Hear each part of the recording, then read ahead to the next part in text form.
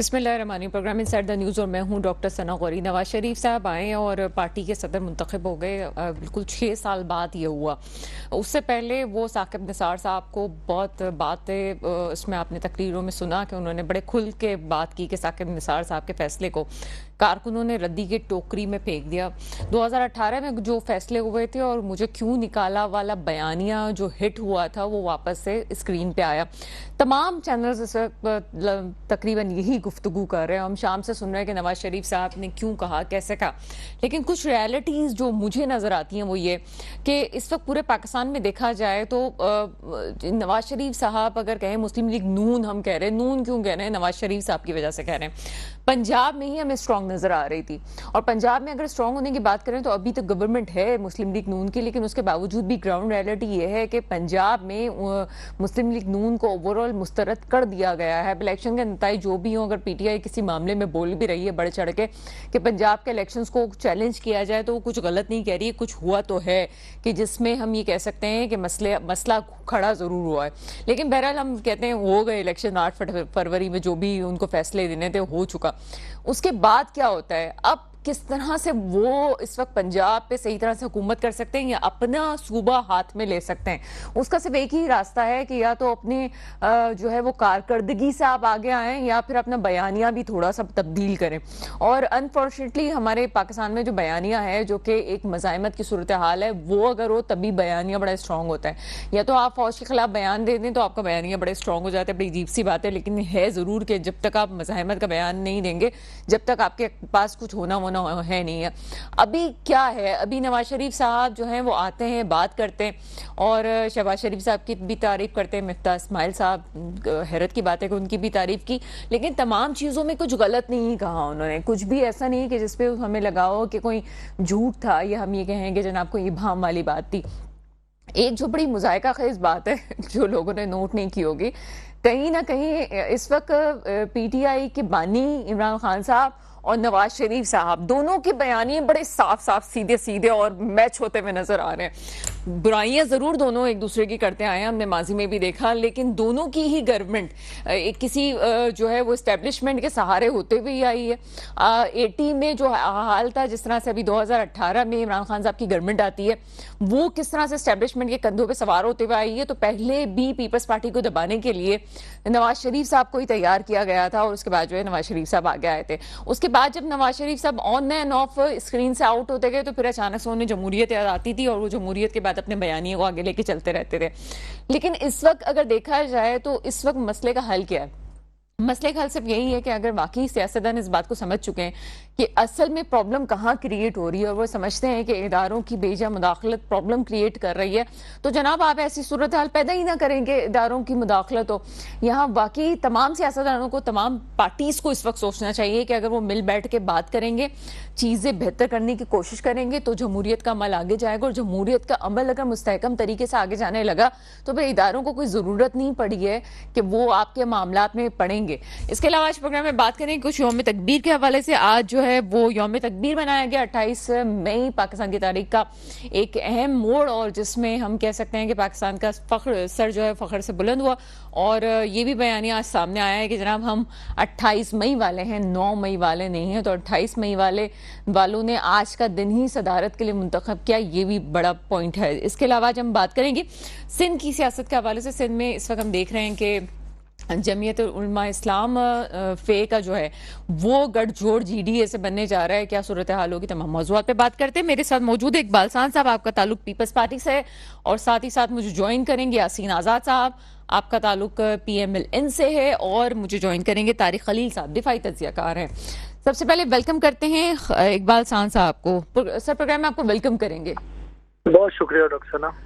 इकबाल साहब, सबसे पहले तो एक जो बयानिया गढ़ा गया नवाज शरीफ साहब की तरफ से, बहुत सारी चीज़ें आती हैं आगे, लेकिन क्या अगर हम चलें किसी पार्टी का नाम नहीं लेते, क्या ये हकीकत नहीं है कि हमेशा से एक पार्टी को गिराने के लिए किसी और पार्टी को तैयार किया गया, और जब उस पार्टी ने ये देखा कि अब वो खुद जो है वो ज़मीन पे खड़ी नहीं रह सकती है, तो फिर उसने उस जमहूरी अमल को चैलेंज किया जो दूसरा जो आता था उसको लेता था, और फिर वो इस्टेब्लिशमेंट की भी खिलाफ नज़र आती है।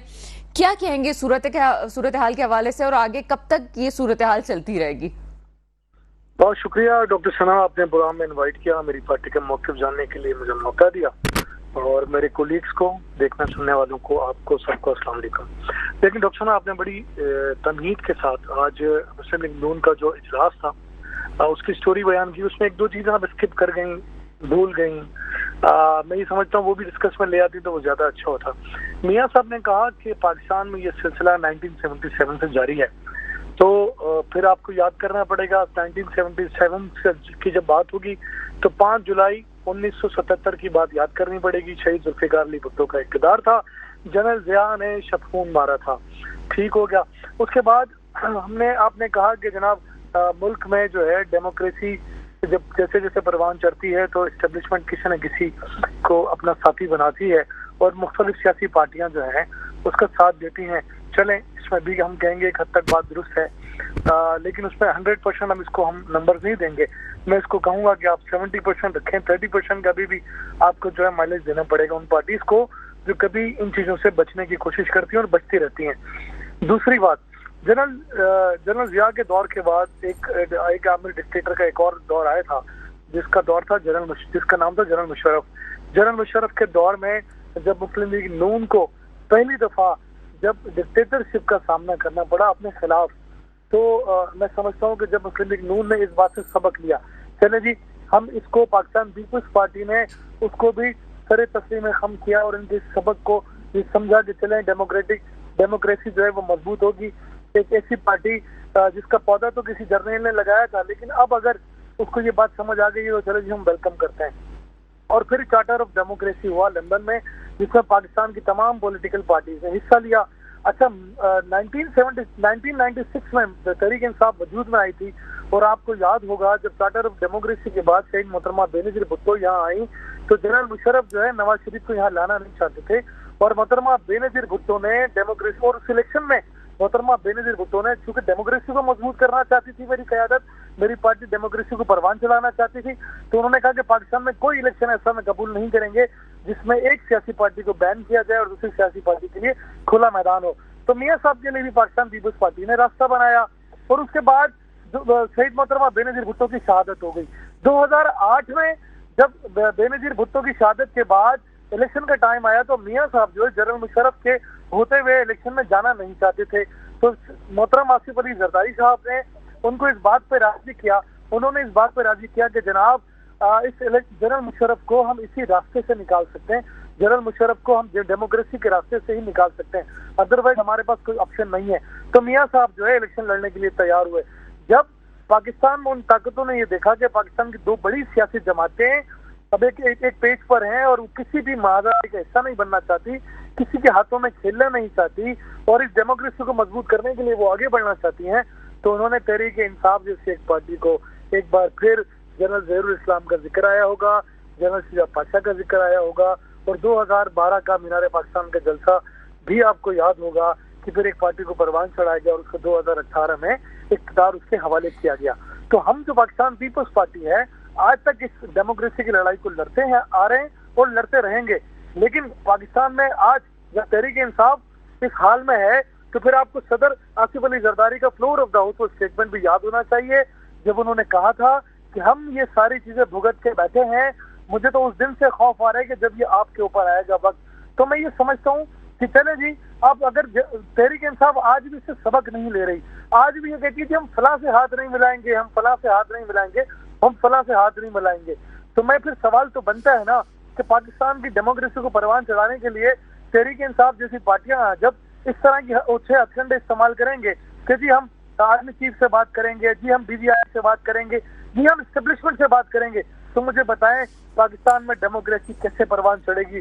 जब इस्टेब्लिशमेंट कहती है कि हमारा जो है पाकिस्तान की सियासत से कोई ताल्लुक नहीं है, तो हमारी ही सियासी जमातें हैं उनको जानबूझकर घसीटने की कोशिश करती हैं, ان کی کردار کشی کرتی ہیں، ان کے اوپر حملے کرتی ہیں. اقبال صاحب آپ نے کافی تفصیل سے، کیونکہ میں چاہتی تھی کہ اس کے بیک گراؤنڈ میں جانا ضروری ہے. میں اپنے پروگرام میں کوشش کرتی ہوں کہ مٹی پاؤ والی سیاست نہ ہو اور مٹی پاؤ والی بات نہ ہو. یقیناً ہمیں ماضی سے سبق سیکھنا چاہیے اور آگے ہمیں اس کے سدباب کرتے ہوئے غلطیوں کا آگے بات کرنی چاہیے.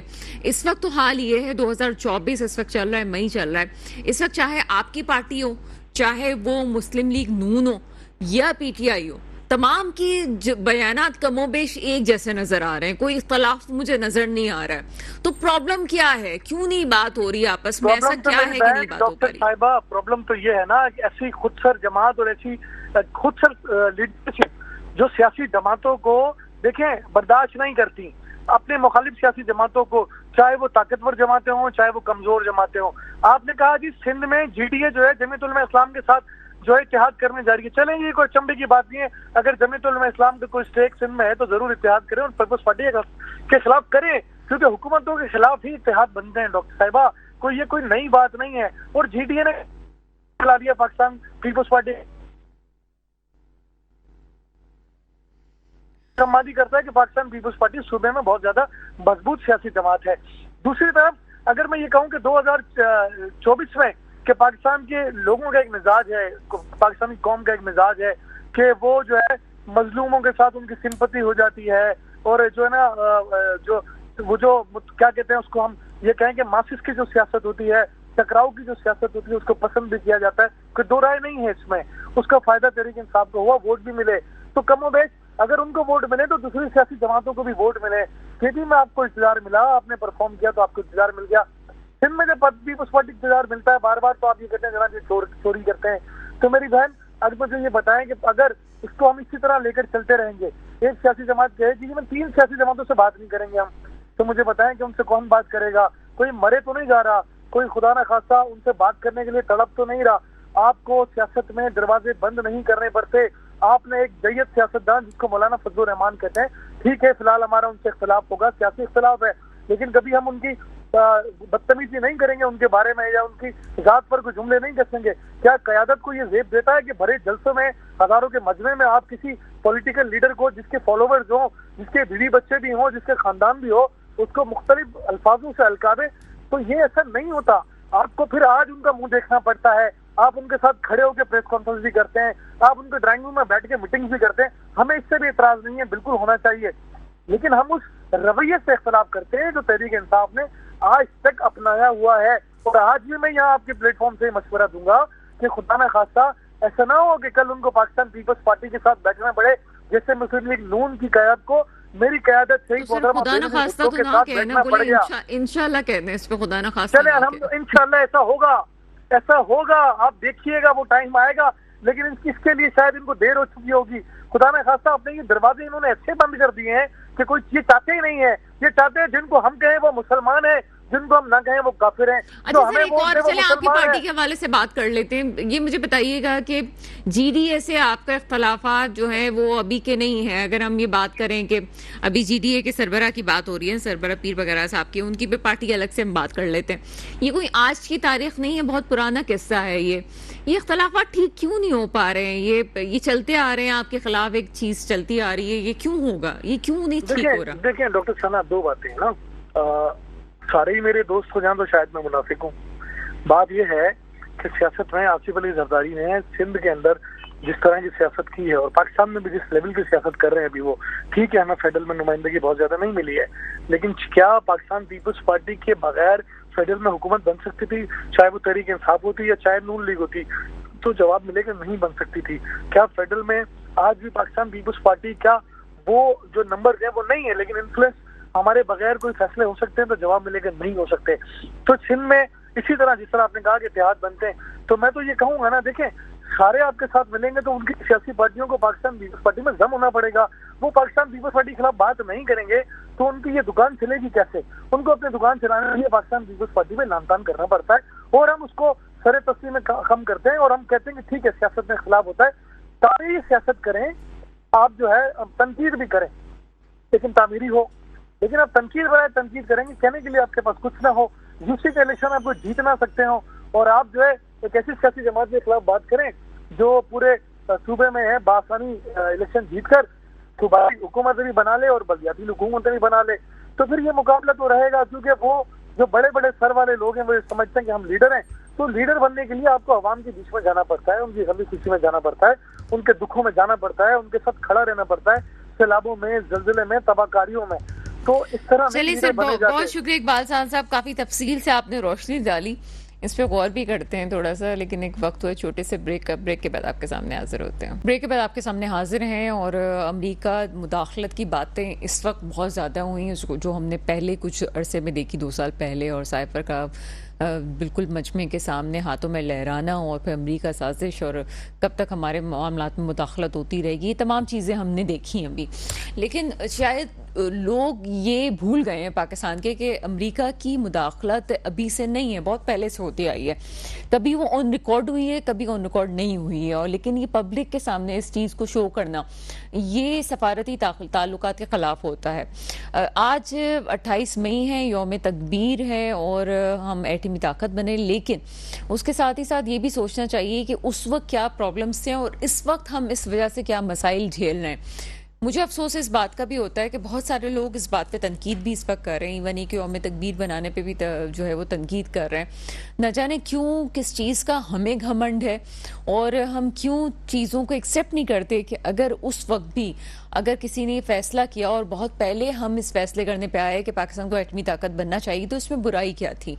क्या हम इस तरह से दुश्मनों के बीच में घिरे हुए नहीं हैं? क्या पाकिस्तान को एक ताकत नहीं बनना चाहिए? तो और अगर हम नहीं करते तो फिर हमारे पास और ऑप्शन क्या था? इस पर तमाम मौज़ूआत पे बात करेंगे। मेरे साथ इस वक्त तारिक खलील साहब मौजूद हैं, आप दिफाई तज्ज़ियाकार हैं। सर, प्रोग्राम में आपको वेलकम करते हैं। डॉक्टर वालेकुम सलाम। सर, क्या कहते हैं, आज यौम तकबीर है और पाकिस्तान के एटमी हथियारों के खिलाफ क्या क्या आपने देखा कि साजिशें हुई, और क्या तबसरा करेंगे आप? डॉक्टर साहब, देखें, ये साजिशें तो ना सिर्फ अपने एटमी हथियारों के खिलाफ हुई है, तो पाकिस्तान की एग्जिस्टेंस के खिलाफ भी पहले दिन से जारी और सारी है। और हमारे जो दुश्मन है, मैं खुद बहुत बड़ा सपोर्टर रहा हूं कि हमें इंडिया के साथ अच्छे ताल्लुकात रखने चाहिए, लेकिन मुसीबत यह है कि 2 हाथ से ताली बजती है। आप सिर्फ वन साइडेड जाके दोस्ती नहीं कर सकते, और बहुत सारे ऐसे मौके आए जबकि पाकिस्तान ने आगे बढ़ के दोस्ती का हाथ बढ़ाया, लेकिन उस हाथ को झटक दिया गया। मुझे याद है 1981 की बात है कि पाकिस्तान ने नो वॉर पैक्ट ऑफर किया था इंडिया को। उसके जवाब में उन्होंने हमें 1 महीने के बाद भेजा था कि हम नो वॉर पैक्ट नहीं कर सकते, हम कॉम्प्रिहेंसिव पीस एग्रीमेंट करेंगे। और उसकी जो टर्म्स एंड कंडीशन थी वो इतनी डेरोगेटरी थी कि उस जमाने में जो सदर थे ज़िया साहब, उन्होंने कहा what do they think of us, और उन्होंने उसको टोटली रिजेक्ट कर दिया।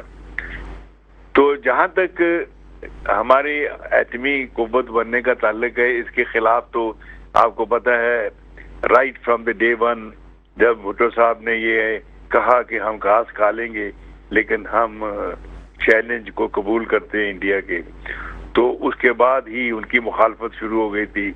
और हेनरी किसिंजर का वो बयान ऑन रिकॉर्ड है, और बहुत सारी अमेरिका और यूरोप के जो थिंक टैंक की रिपोर्ट्स हैं और कुछ सीक्रेट रिपोर्ट्स हैं, उसमें भी इस बात को क्लियरली इंडिकेट किया है कि Bhutto was to be punished. तो उन्होंने कंसीव किया था ये प्रोग्राम। उसके बाद इसको अमली जामा पहनाना किसने किया? ज़िया-उल-हक ने किया। हमें इस चीज को एक्सेप्ट करना चाहिए। हंड्रेड्स ऑफ अननोन हीरोज हैं जो इसमें इन्वॉल्व थे, सिविलियन साइड भी और मिलिट्री साइड भी, और पाकिस्तान आर्म फोर्सेस का, पाकिस्तान फौज का बहुत बड़ा रोल है इस प्रोग्राम को कामयाब करने में। अगर एक तरफ फाइनेंसिंग थी इसाक खां के हाथ में, वो कैसे पैसा पैदा कर रहे थे, दूसरी तरफ टेक्नोलॉजी थी डॉक्टर कदीर खां के, वो स्टीयर कर रहे थे, और दूसरे साइंटिस्ट, और एडमिनिस्ट्रेटिव कंट्रोल था हमारी फौज के खिलाफ पास, जिन्होंने इसको ऐसा इंश्योर किया کہ حالانکہ امریکہ بار بار آپ ریکارڈ پہ ہیں, آپ کے پاس بھی ہوں گے وہ انٹرویوز جو ضیاء الحق کے ہیں جس میں وہ بار بار کوشچن کرتے تھے کہ آپ اپنا نیوکلیر پروگرام چلا رہے ہیں یا نہیں چلا رہے ہیں یا بند کریں, اور ایک دو دفعہ اسرائیلی اٹیمپٹس بھی ہوئی اس کو ڈسٹروائے کرنے کی. تو لیکن میں یہ سمجھتا ہوں کہ یہ جو 28 مئی کو ہم نے بلاسٹ کیے تھے, دس واز اٹ موسٹ ایک اسٹریٹجک ریئلٹی تھی اور ریکوائرمنٹ تھی. اگر آج نہ کرتے تو history is bear with me کہ 71 کے بعد آپ دیکھیں کوئی میجر وار نہیں ہوئی ہے. 84 میں جب انڈیا نے بارڈرز پہ ہمارے فورسز ڈپلوائے کی تھی اور ضیاء صاحب گئے تھے, اور کرکٹ ڈپلومیسی کا آپ کو یاد ہوگا کہ انہوں نے راجیو گاندھی کے کان میں کہا تھا کہ یو withdraw اور you attack and then we will make sure we destroy, اور اس کے کان میں کہا تھا کہ we have the nuclear capability. اور اس کا نتیجہ یہ ہوا کہ فوری ہی انہوں نے ایک جنگ بندی معاہدہ کیا اور واپس چلے گئے. پھر 90 میں بھی یہ جب ڈپلائمنٹ ہوئی تھی تو اس وقت بھی انڈیا کو یہ باور کرایا گیا تھا بگ پاورز کی طرف سے کہ بھئی آپ سنبھل کے چلیں, آپ ایک جنگ کو انیشیٹ تو کر سکتے ہیں لیکن پھر اس کو ختم کرنا آپ کے ہاتھ میں نہیں ہوگا. تو میں سمجھتا ہوں کہ it was a great balancing act جو پاکستان نے اپنے نیوکلیر ایکسپلوژن کیے تھے. کئی ایسے ہیرو ہیں, کئی ایسے لوگ ہیں جن کا نام نہیں ہے سامنے, لیکن انہوں نے پاکستان کو ایٹمی طاقت بنانے کے لیے اپنا کردار ادا کرتے رہے ہیں. پاکستان میں یا کسی بھی ملک میں, اسپیشلی میں پاکستان کا ذکر اس لیے اس وقت اس طرح سے تناظر میں بات کر رہی ہوں کیونکہ ہمارا بارڈر بڑا عجیب سا ہے, ہمارے جو محل وقوع ہے وہ کافی مختلف قسم کا ہے. اس میں آپ کیا سمجھتے ہیں کہ دھمکیاں ملنا, پابندیاں لگنا اور بہت کچھ ایسا ہوا ہوگا جس کو چھپایا بھی گیا ہوگا, فوج نے بھی چھپایا ہوگا, جو لوگ اقتدار میں رہے انہوں نے بھی چھپایا ہوگا, اور پریشانیوں میں بھی رہے ہوں گے. یہ کتنا ضروری ہوتا ہے کہ اس چیز کو پبلک کے سامنے نہ لایا جائے اور خود جو ہے اس چیزوں کو سیکرٹ رکھا جائے؟ ڈاکٹر صاحب ہوتا یہ ہے کہ ان دی فارن ریلیشنز اور دوسرے in the strategic parlance there are always two areas. کچھ ایریاز ہوتے ہیں جو آپ پبلک نہیں کر سکتے. the reason is کہ آپ کے جو دشمن ہیں وہ اپنی اسٹریٹجی کو پھر چینج کر سکتے ہیں, پھر اس کو ماڈیفائی کر سکتے ہیں اور آپ کو نقصان پہنچا سکتے ہیں. اور کچھ ایسی چیزیں ہیں جو پبلک کو بتانی چاہیے کیونکہ ان کی سپورٹ کے بغیر آپ آگے نہیں چل سکتے. سو دونوں کا بیلنسنگ ایک ایکٹ بہت ضروری ہے. ٹھیک ہے سر. اچھا سر, ایک اور چیز یہاں پہ دیکھنے والی ہے کہ 1990 مطلب ہم جب اس کی بات کرتے ہیں کہ ہم نے ایٹمی طاقت ہم بنے, تو اس وقت امریکہ کا رویہ ہمارے ساتھ کچھ اور تھا, اور پہلے ہمارے تعلقات اچھے رہے, پھر کچھ برے ہو گئے, پھر اس پہ برے ہو گئے, اس کے بعد واپس سے ایک انہیں ہماری ضرورت پڑتی گئی. اور ابھی بھی شاید یہ بات بڑی عجیب سی ہے لیکن ابھی بھی ضرورت ہے ان کو ہماری, ہمیں ان کی اتنی ضرورت نہیں ہے. یہ رویے تبدیل ہونے کی وجوہات کیا بنتی ہیں؟ دیکھیے ڈاکٹر صاحب, آپ ماشاء اللہ you are very well read person.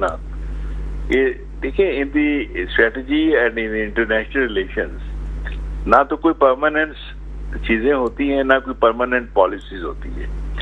It is just like water, when it hits the وال اٹ چینج اٹس کورس. اور ہمیشہ جو ملک ایکٹیو ہوتے ہیں, جن کی فارن آفیسز ایکٹیو ہوتے ہیں, جو ان کے اسٹریٹجک پلانرز ایکٹیو ہوتے ہیں, وہ they continue to assess and modify their policies. اور جہاں تک پاکستان میں 98 میں جب دھماکے ہوئے تو بہت سخت مخالفت تھی پاکستان کی. ہم انڈر سینکشنز چلے گئے تھے لیکن اس کے باوجود بھی قوم نے ان سینکشنز کو برداشت کیا ہے. جیسے آج کل آپ کے ایک پروگرام میں میں نے کہا تھا کہ اگر ہم نے کھڑے ہونا ہے پاؤں پہ تو ہمیں IMF کو خدا حافظ کہنا چاہیے. ٹھیک ہے, اگر وہ سینکشن بھی لگاتے ہیں, ایران سے ہمیں تیل لینا چاہیے, ٹریڈ لینی چاہیے, پیٹرول لینا چاہیے, تو ہم برداشت کر لیں گے, یہ قوم کر لے گی. آپ قوم کو پکاریں گے تو یہ ضرور رسپانس کرے گی. اچھا آپ یہ سمجھتے ہیں کہ اس وقت جو بھی حالات ہیں، آپ IMF کی بھی بات کر رہے ہیں، تمام چیزیں ہیں، لیکن اس وقت یہ جو کہا جاتا ہے کہ امریکہ کی ناراضگی سب سے بڑی ناراضگی ہے اور اس کے بغیر ہم آگے نہیں جا سکتے، تو میرا کوشچن پہلے بھی اسی طرف ہی جا رہا تھا کہ کیا اس وقت کیا ہمیں ضرورت ہے کہ ہم امریکہ سے بہت اچھے تعلقات رکھیں؟ ٹھیک ہے وہ ایک عام نوعیت کی تو چیزیں ٹھیک ہیں، لیکن کیا اس وقت کیا امریکہ کو ہماری ضرورت ہے؟ دیکھیں ڈاکٹر صاحب، آپ بار بار کہتے ہیں امریکہ کو ہماری ضرورت ہے. امریکہ کو ہماری ضرورت نہیں ہے، امریکہ ہمیں استعمال کرنا چاہتا ہے. اور دوسری بات یہ ہے کہ جہاں تک امریکہ سے ریلیشن شپ کا تعلق ہے، میں تو سب سے اسٹرانگ سپورٹر ہوں. ہمیں امریکہ سے ریلیشن شپ کو بنا کے رکھنا چاہیے. There are now multi polar powers, that mean China, Russia and America. ہمیں تینوں سے بنا کے رکھنا چاہیے. اب ہمارا جو ملک ہے اس کے چاروں طرف 4 اٹامک پاورز کے بارڈر جڑتے ہیں، تو ہمیں تو ہر قدم جو ہے پھونک کے رکھنا ہے. اچھا سر، ریسنٹلی یہ بھی تمام معاملہ آزاد کشمیر کے حوالے سے بھی ذکر کروں گی کہ آزاد کشمیر میں کچھ اندرونی خلفشار پایا گیا. اس کے بعد ہمیں وہاں سے بھی بیانات انڈیا سے بھی سننے کو ملے، بھارت سے بھی، کہ جناب وہاں پہ تو ہمیں وار کرنے کی ضرورت ہی نہیں ہے، وہاں پہ اندرونی طور پہ ہی معاملات اتنے خراب ہو چکے ہیں کہ وہ ہمیں ویسے بھی مل جائے گا. یہ کانفیڈنس کس حد تک آپ سمجھتے ہیں کہ ٹھیک ہے ان کا، کہ یہ وہ اندرونی طور پہ جو حالات خراب کر رہے ہیں اس کے بعد وہ اپنے ٹارگٹ کو اچیو کر سکیں گے؟ دیکھیں، اس لیے کہ وہ اس پاکستان نے ایک تجربہ کر چکے ہیں. انہوں نے ہم میں سبورشن کا بیج بویا اور ہم اس کا شکار ہو گئے. کیونکہ میں تو خود 71 وار میں وہاں پہ تھا. میں نے 70 کا دور بھی دیکھا جب وہ طوفان اٹھ رہا تھا. تو اس وقت جو کشمیر میں ہے، میں کئی اپنے فورم میں بھی اور آرٹیکلز میں بھی میں بڑا اس چیز سے مجھے بڑی پریشانی ہے کہ ہمیں جو انڈین تھریٹس ہیں ان کو سیریسلی لینا چاہیے.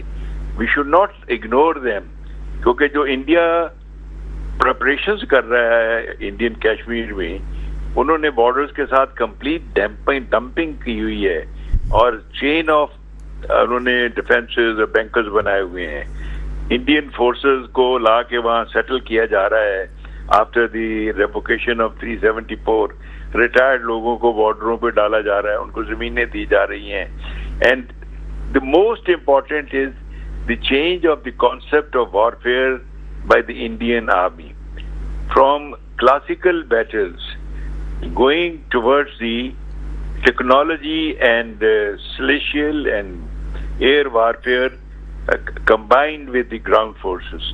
تو یہ ہمارے لیے بہت بڑا خطرہ ہے اور ہمیں اس کو بڑا سیریسلی لینا چاہیے. بہت شکریہ طارق خلیل صاحب، آپ ہمارے ساتھ موجود ہیں. ایک وقت ہوا ہے چھوٹے سے بریک کا، بریک کے بعد آپ کے سامنے حاضر ہوتے ہیں.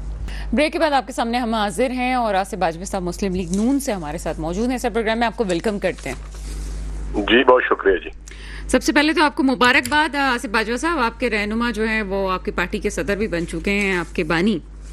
بہت شکریہ جی، تھینک یو. سر، میں اپنی ایک رہنمائی کے لیے پوچھنا چاہتی ہوں کہ یہ جو آپ کے پارٹی کے انتخابات ہوئے ہیں یہ بالکل آئین کے مطابق ہوئے ہیں، اور یہ کیوں ہوتا ہے کہ ان کے جب ان کے حق میں دوسرے لوگ دستبردار ہو جاتے ہیں؟ کیا سلسلہ ہوتا ہے اس پارٹی میں الیکشنز کا؟ بسم اللہ الرحمن الرحیم. آپ کا بہت شکریہ. یہ چونکہ ہمارے جو قائد ہیں جن کو ہم نے جب ان کو ڈسکوالیفائی کیا گیا، ان کو وزارت عظمیٰ سے ہٹایا گیا، پھر ان کو ایک سیاسی پارٹی کی صدارت سے علیحدہ کیا گیا اور ڈسکوالیفیکیشن کی ہی ڈیفینیشن میں انہیں کہا گیا کہ آپ کسی جماعت کی سربراہی نہیں کر سکتے. تو آج ان کو دوبارہ سے پاکستان مسلم لیگ نون کا پریزیڈنٹ منتخب کیا گیا ہے. تو جو آپ کا کوشچن ہے کہ وہ اکیلے ہی کیوں آتے ہیں، تو دیکھیں یہ ہر ملک کی اپنی اپنی سیاست ہے.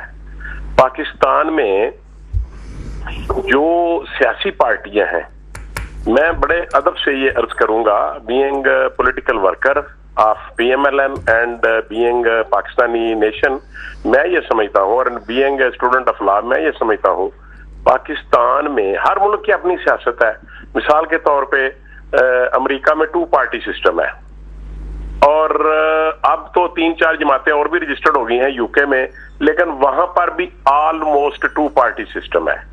इसके बाद आप हमारा जो साथ ही हमारे हिंदुस्तान है उसमें भी आप देख लें कि ये एक आम आदमी पार्टी जो है उनके चीफ मिनिस्टर आए, लेकिन उसके मैं पाकिस्तान बावजूद की बात करूंगी। मैं चाहती हूँ कि कम वक्त में आपसे मैं बहुत ज़्यादा मुस्तफीद हो जाऊं, क्योंकि वो मुझे काजी फाइज ईसा साहब के रिमार्क्स याद आ रहे हैं जब पीटीआई से उनका निशान छीना गया था। कुछ ऐसे ही रिमार्क्स थे कमोबेश के, क्या जब कोई किसी के हक, तमाम लोग जो है किसी के हक में दस्तबरदार हो जाते हैं तो क्या वोटिंग का अमल भी नहीं होता और फिर ऐसे ही उसको नॉमिनेट कर दिया जाता है? ये बिल्कुल हाँ, ये बिल्कुल आपकी बात दुरुस्त है।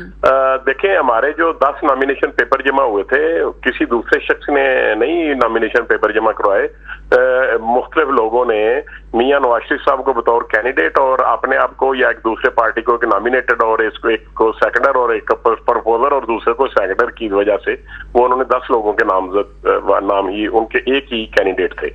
मेरे अर्ज करने का मकसद ये है कि इसी तरीके से पाकिस्तान पीपल्स पार्टी है, इसी तरीके से पाकिस्तान तरीके इंसाफ है, इसी तरीके से जो केपीके में है वली खान साहब की पार्टी, और इसी तरीके से मौलाना फजल रहमान साहब की पार्टी है।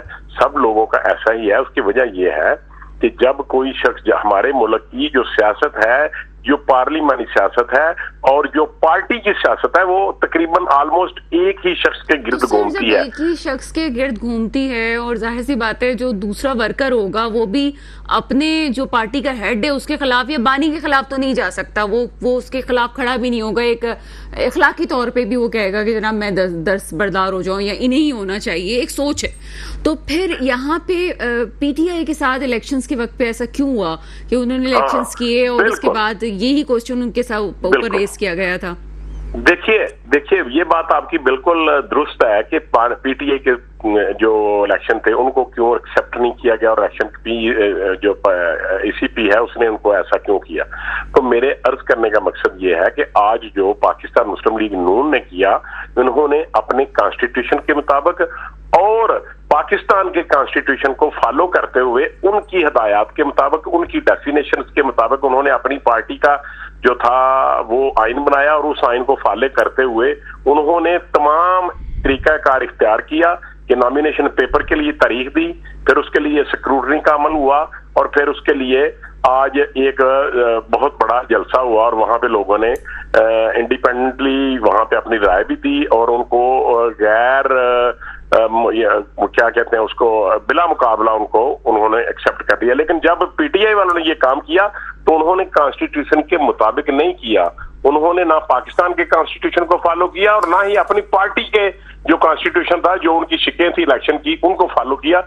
इस वजह से वो इलेक्शन जो है वो एक्सेप्टेबल नहीं थे ईसीपी को और उनके साथ किसी किस्म की कोई ज्यादती नहीं हुई। उन्होंने एक मखसूस ऐसी जगह पे इलेक्शन करवाए, किसी को पता ही नहीं था, कोई तारीख नहीं दी गई, किसी जगह कोई जलसा नहीं हुआ। देखिए ना, हमारा तो 15 दिन पहले उन्होंने रिजाइन किया, उसके बाद उन्होंने कहा कि इस तारीख को हम इलेक्शन कराएंगे, इस तारीख तक नॉमिनेशन पेपर जमा होंगे, इस तारीख को स्क्रूटनी होगी, इसके बाद इलेक्शन होगा।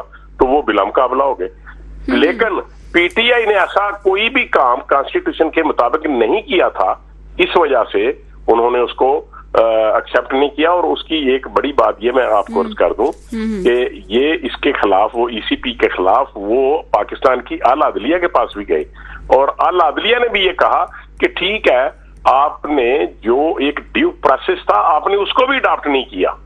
डॉक्यूमेंट्री तो अडॉप्ट करना चाहिए था ना, कागजी, जिसको पंजाबी में कागजी तौर पे कहते हैं, कागजी तौर पे भी उन्होंने एक्सेप्ट नहीं किया। चलिए मैं इस पे कमेंट बाद में करूंगी। एक और सवाल जो आपसे पूछना चाहूंगी, आज जो नवाज शरीफ साहब की तकरीर थी उसमें कोई ऐसी बात भी नहीं है कि जिसपे एक पे भी मैं तनकीद कर सकूं, तमाम ही सच था और बिल्कुल ऐसी मैं अगर उसको एक तनकीद के ऐसे से देखूं तो मैं तनकीद नहीं कर पा रही हूं क्योंकि सब सच है।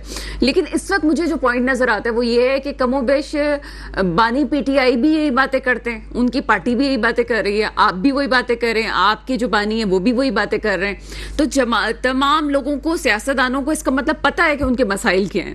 جب پتہ ہے اور دو بڑی پارٹیز ایک دوسرے کے سامنے آ کے بھی کم و بیش وہی بیانیے پہ ہیں, تو آپس میں مل کیوں نہیں جاتے, بات کیوں نہیں کرتے اور چیزوں کو حل کرنے کی کوشش کیوں نہیں کرتے؟ بالکل ٹھیک ہے. میں یہ سمجھتا ہوں بینگ پولیٹیکل ورکر, میری رائے یہ ہے کہ دنیا کا کوئی معاملہ ہو, دنیا کا کوئی ایشو ہو, دنیا کی کوئی لڑائی ہو, تاریخ گواہ ہے کہ ہر چیز کا الٹیمیٹ حل at the end of the day table talk پہ گزرتا ہے. ٹیبل ٹاک ہی فیصلہ کرتا ہے.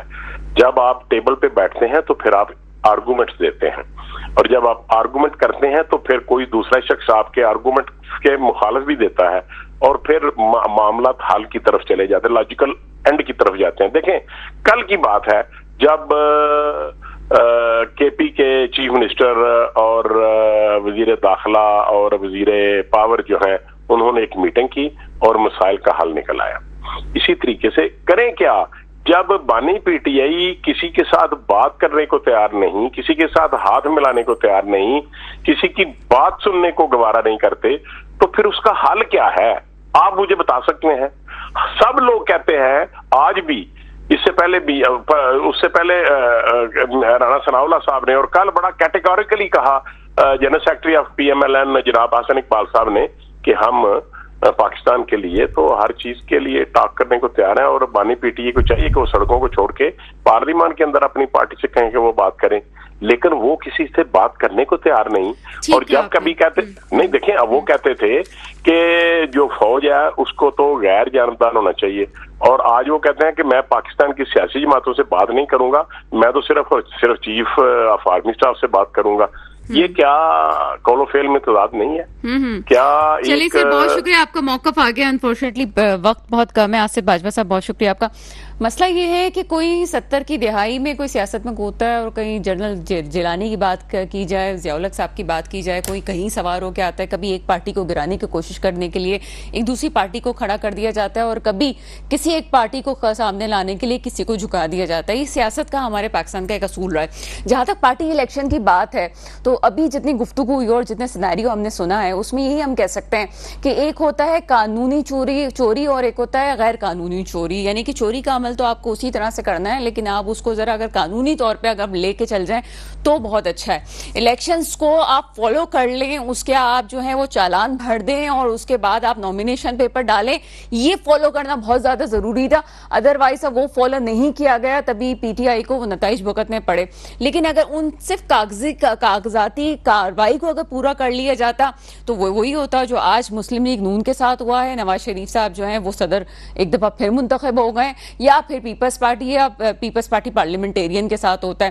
ہونا سب کے ساتھ وہی ہے جو کہ ہو رہا ہے, ایکسپٹ کوئی نہیں کر رہا کہ ہم غلط ہیں. ایسا نہیں ہو سکتا کہ اگر میں چوری کروں تو میری چوری ٹھیک ہے, اور اگر کوئی اور چوری کرے تو اس کی چوری غلط ہے. چوری چوری ہوتی ہے, چاہے کسی بھی طرح سے کی جائے. لیگل طریقے سے, قانونی طریقے سے آئین کو اگر فالو کریں گے تو یہ کوئی بھی جماعتیں, جتنی بھی جماعتیں جمہوریت کے اصولوں پہ پوری نہیں اترنی ہے.